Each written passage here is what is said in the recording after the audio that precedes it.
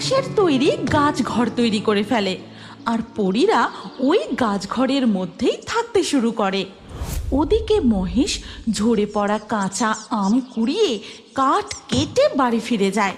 তারপর তার স্ত্রী ললিতাকে সব কথা খুলে বলে।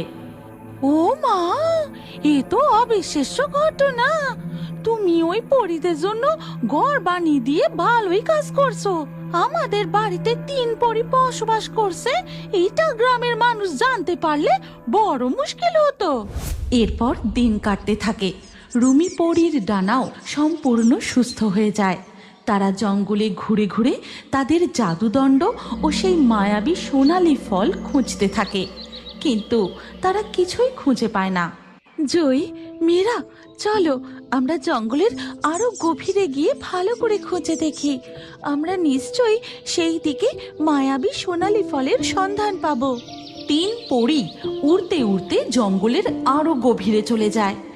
এমন সময় সেই গাছঘরের পাশের নদী থেকে মাথা তোলে 2 জলপরী। মণিমালা, ওই দিকে তাকিয়ে দেখো, ওই গাছের উপর কি সুন্দর বাঁশের তৈরি গাছঘর। ও মা, কি সুন্দর! আমি তো জানতাম স্থলভাগে মাটির উপরেই ঘর বাড়ি থাকে, এই যে দেখছি গাছের উপরেও বাড়ি। আমরা যদি ওই গাছঘরে যেতে পারতাম কতই না ভালো হতো। সারা দিন ওই গাছঘরেই বসে থাকতাম আর এই মনোরম জঙ্গলের পরিবেশ উপভোগ করতাম। তুমি একদম ঠিক কথা বলেছ, কিন্তু ওই গাছঘর যে ফাঁকা, ওর মধ্যে তো কাউকেই দেখতে পাচ্ছি না। তাহলে ওই গাছঘরে কি কেউ থাকে না? এখানেও ওই সোনালি ফল নেই, কিন্তু রানীপরি যে বলেছিল পৃথিবীলোকে গ্রীষ্মকালে ওই সোনালি ফল গাছে ধরে, কিন্তু কোথায় সেই ফল? চলো আমরা এখন গাছঘরে ফিরে যাই। এই কথা বলে 3 পরী তাদের গাছঘরের কাছে ফিরে যায়। জয় ও রুমি গাছঘরে বসে, আর মীরা নদীর পাড়ে দাঁড়িয়ে থাকে। তখন জলপরীরা পরীদের দেখে বলে, তোমরা কারা গো? তোমরা উড়তেও পারো? ওই গাছঘর কি তোমাদের? এক ভালো কাঠুরে আমাদের এই গাছঘর বানিয়ে দিয়েছে। আমরা হলাম পরীনগরের পরী। এক বিশেষ ফলের খোঁজে আমরা এই পৃথিবীলোকে এসেছি। এখানে এসে আমরা বড় বিপদে পড়েছি। কি বিপদ বলো আমাদের, যদি আমরা কোনো সাহায্য করতে পারি। তোমরা আমাদের সাহায্য করবে, কিন্তু তোমরা কারা? আর ওভাবে গলা অবধি জলে তোমরা কি করছো? আমরা হলাম জলপরী। জলের মধ্যে আছে আমাদের রাজ্য।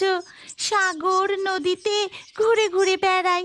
এবার বলো, তোমাদের কি বিপদ হয়েছে? ঝড় বৃষ্টিতে আমরা এই জঙ্গলে আটকা পড়ি।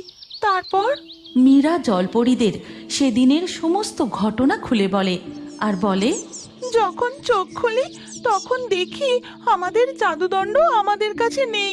কোথায় যে হারিয়ে গেল?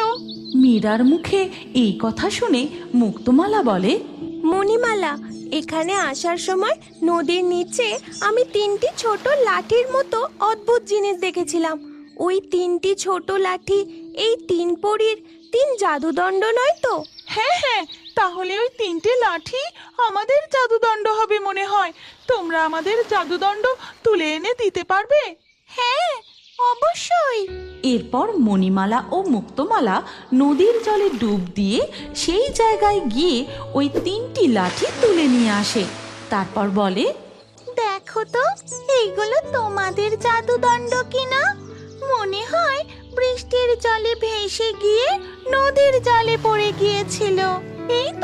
এই তো আমাদের জাদুদণ্ড। জয়ী, রুমি, তাড়াতাড়ি নিচে নেমে এসো। মীরার ডাক শুনে বাকি 2 পরী নিচে নেমে আসে।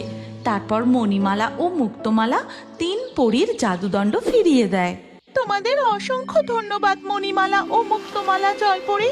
তোমরা কি চাও বলো? তোমরা যা চাইবে আমরা তোমাদের তাই দেব।